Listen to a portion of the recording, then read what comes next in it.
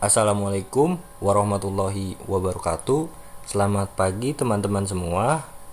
Pada pertemuan kali ini kita akan mempelajari tentang penyajian data pada bab statistika. Adapun tujuan pembelajaran pada pertemuan kali ini yaitu membaca data dalam bentuk tabel distribusi frekuensi dan bentuk grafik, menjelaskan langkah-langkah menyajikan data dalam bentuk tabel distribusi frekuensi dan bentuk grafik, dan yang terakhir menyajikan data dalam bentuk tabel distribusi frekuensi dan bentuk grafik. Dalam menyajikan data, kita bisa menyajikannya ke dalam dua bentuk, yaitu pertama bentuk tabel dan yang kedua bentuk grafik. Nah, bentuk grafik ini terbagi lagi menjadi tiga, yaitu histogram, poligon frekuensi, dan juga OGIF. Yang pertama yang akan kita bahas yaitu menyajikan data dalam bentuk tabel distribusi frekuensi. Pastinya teman-teman semua waktu SMP pernah belajar tentang data tunggal, di mana data itu disajikan satu persatu seperti ini. Ini adalah data tunggal karena disajikannya masih satu persatu. Seandainya data hanya sedikit, misal 10-15, itu bisa dengan mudah kita sajikan dalam bentuk data tunggal. Kita juga bisa dengan mudah menganalisisnya. Tetapi jika datanya sebanyak ini atau misal lebih dari 30 data, itu sebaiknya disajikan dalam bentuk berkelompok. Bandingkan data tunggal yang ini dengan data kelompok seperti ini.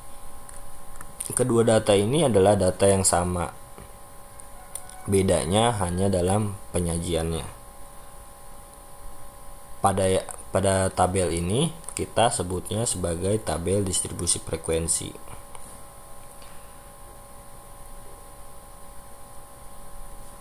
Bedanya data ini telah dikelompokkan ke dalam beberapa interval, sehingga kita bisa dengan mudah menganalisisnya. Misal kita mencari pada rentang nilai berapa kebanyakan siswa memperoleh nilai.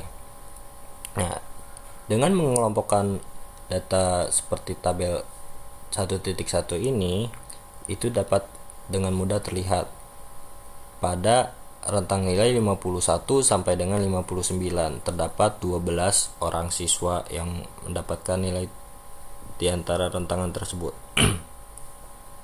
Nah, oleh sebab itu pada video kali ini kita akan mempelajari cara penyajian data dari data tunggal seperti ini kita ubah ke dalam data kelompok seperti ini.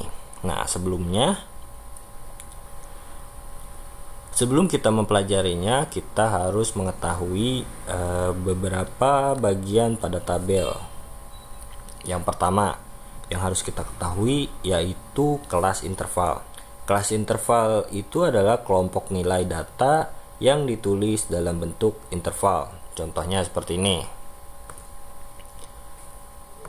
Interval antara 42 sampai dengan 50. Nah, itu disebut sebagai kelas. Yang ini itu kita sebut sebagai kelas pertama 42 sampai 50, dan yang kelas keduanya itu adalah ada 51 sampai dengan 59 dan seterusnya sampai dengan kelas ke-6 yaitu 87 sampai dengan 95. Itu kita sebut sebagai interval kelas. Berikutnya yang harus kita ketahui yaitu adalah batas kelas. Nah, batas kelas ini terbagi menjadi dua, yaitu batas bawah dan juga batas atas.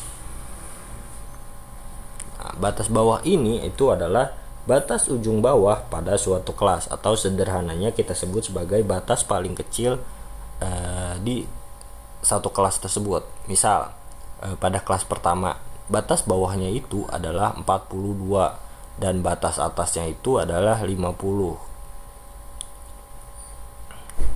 Dan seterusnya.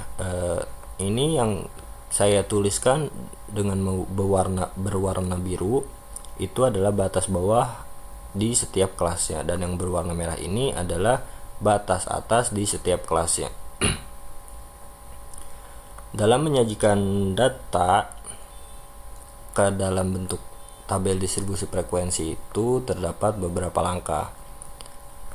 Langkah pertama yang harus kita lalui yaitu mengurutkan data dari yang terkecil hingga yang terbesar. Nah, pada data yang ini saya telah mengurutkan data dari yang terkecil sampai dengan yang terbesar, di mana data yang terkecilnya itu adalah 42 dan data yang terbesarnya itu adalah 95. Berikutnya, langkah kedua. Langkah kedua adalah menghitung jarak atau jangkauan dengan rumus data terbesar dikurangi dengan data terkecil. Nah, tadi kan kita telah mengurutkannya nih. Nah, kita lihat data terbesarnya itu ada 95 dan data terkecilnya itu adalah 42. 95 kita kurangkan dengan 42 yaitu hasilnya 53. Berikutnya langkah ketiga. Langkah ketiga itu kita menghitung banyaknya kelas dengan rumus 1 ditambah 3,3 log n. Ini log n ya. Dimana n-nya itu adalah banyaknya data. Banyak data.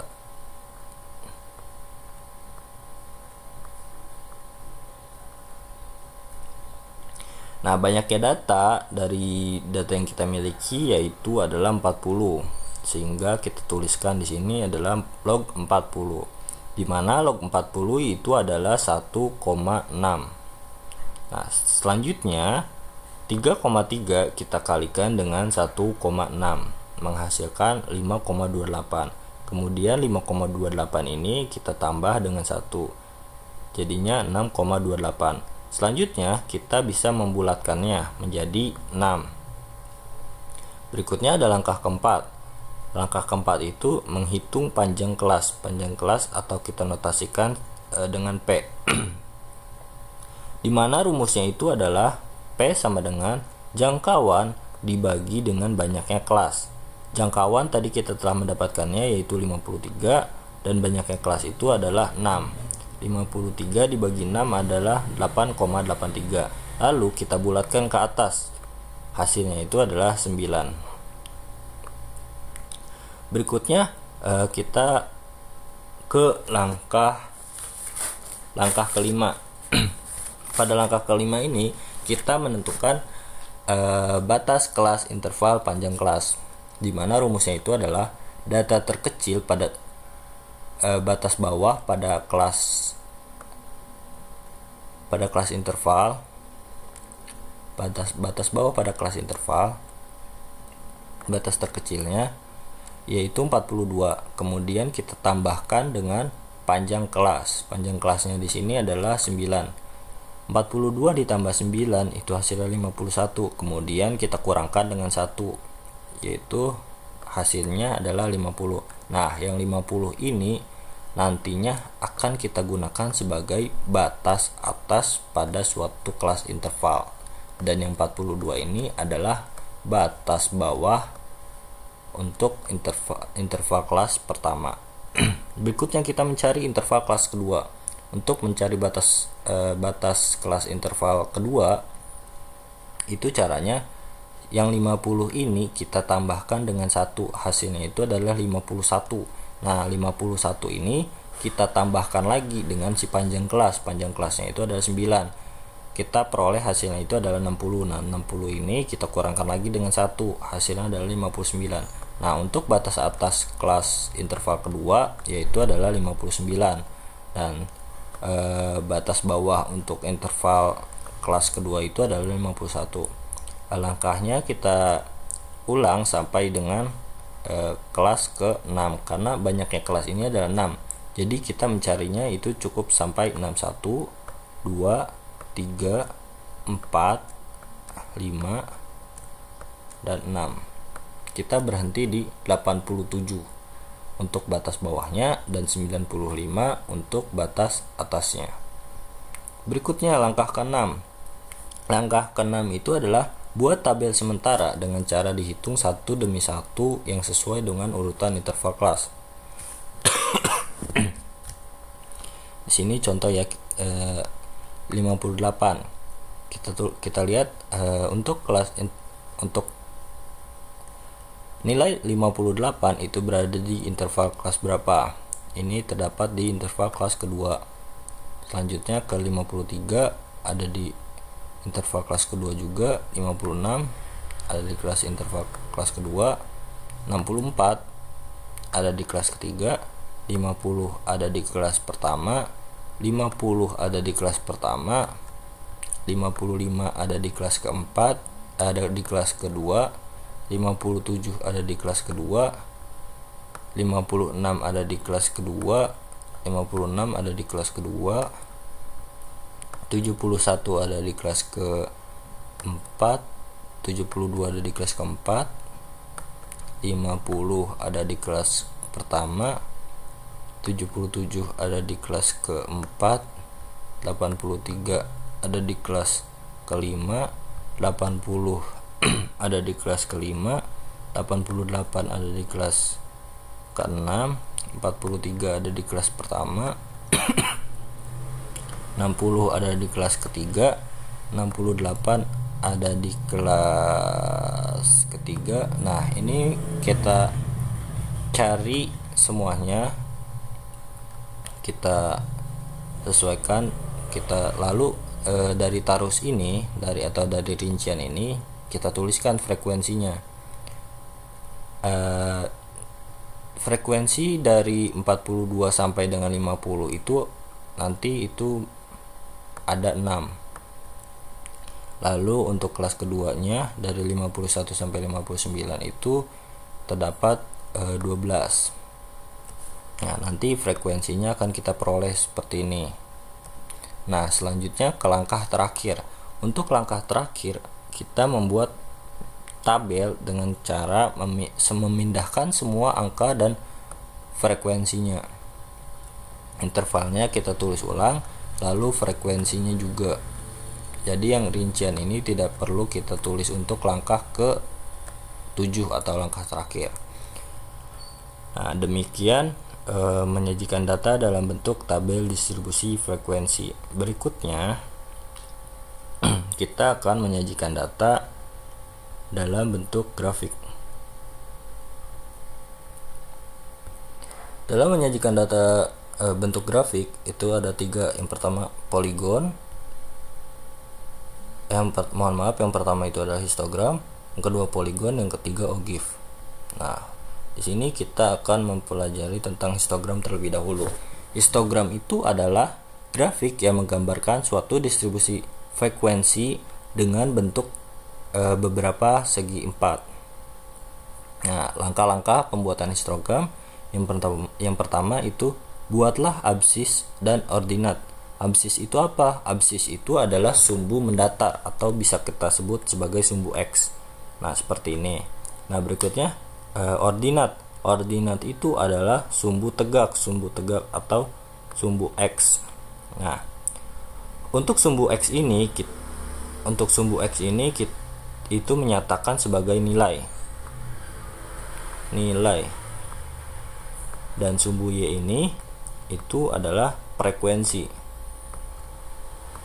Berikutnya langkah kedua, buatlah skala absis dan ordinal. Nah, nanti di sini kita tentukan skalanya berapa sampai berapa gitu ya. Nah, di langkah ketiga ini buatlah batas kelas dengan cara ujung bawah interval kelas dikurangi 0,5. Nah, ujung bawah kelas interval itu adalah 42. Nah, kita kurangi dengan 0,5. Berikutnya ujung atas interval kelas pertama ditambah ujung bawah interval kelas kedua. Nah, ujung atas atau batas atas interval pertama itu adalah 50. Nah, 50 ini kita tambahkan dengan ujung bawah kelas kedua. Kelas keduanya itu ujung bawahnya yaitu 51. Nah, 50 kita tambahkan dengan 51. Lalu dikalikan dengan setengah. Hasilnya itu adalah 50,5. Kita ulangi langkah-langkah tersebut sampai dengan yang terakhir yaitu 95,5. Nah, kita akan mendapatkan tabel distribusi frekuensi seperti ini, di mana batas kelasnya itu adalah nilai yang telah kita cari yang ini, kita pindahkan ke batas kelas ini. Selanjutnya langkah berikutnya kita langsung membuat grafik histogramnya. Untuk yang sumbu X ini itu menyatakan batas kelas. Batas kelasnya itu ada 41,5, 50,5 dan seterusnya. Lalu untuk frekuensinya itu kita isi untuk sumbu Y-nya. Nah, bisa kita lihat di sini dari 41,5 dan 50,5 itu frekuensinya itu adalah 6. Nah, ya kita lihat dari 41,5 dan 50,5 itu frekuensinya adalah 6. Nah, berikutnya nah kita tuliskan seperti ini. Dari 50 dan juga 59 frekuensinya itu adalah 12. 50,5 dan 59,5 frekuensinya itu adalah 12. Nah, sampai seterusnya, sehingga kita telah berhasil membuat histogram.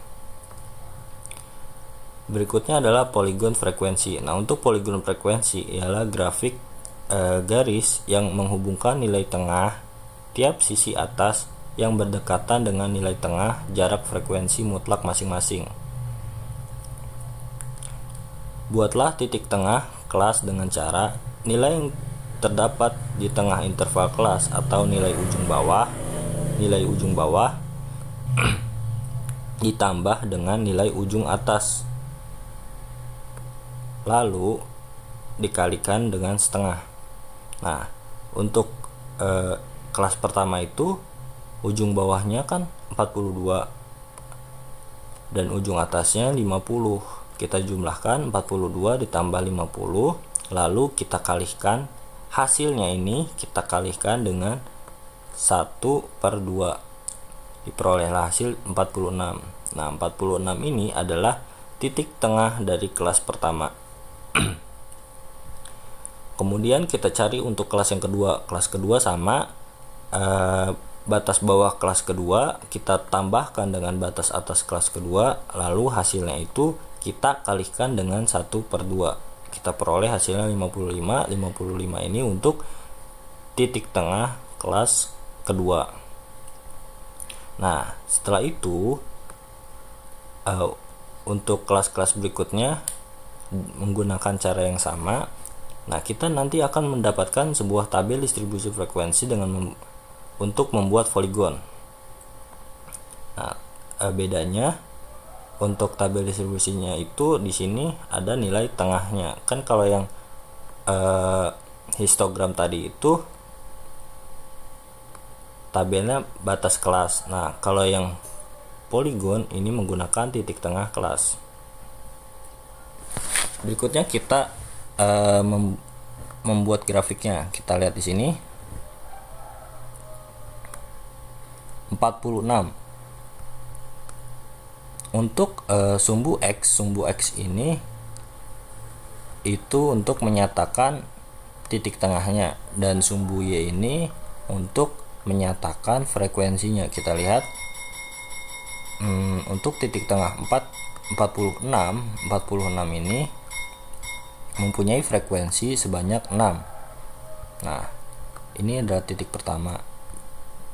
Lalu yang kedua 55 memiliki frekuensi yaitu 12. Berikutnya 64 mempunyai frekuensi 6. 73 mempunyai frekuensi 8. 82 mempunyai frekuensi 5 dan 91 mempunyai frekuensi 3.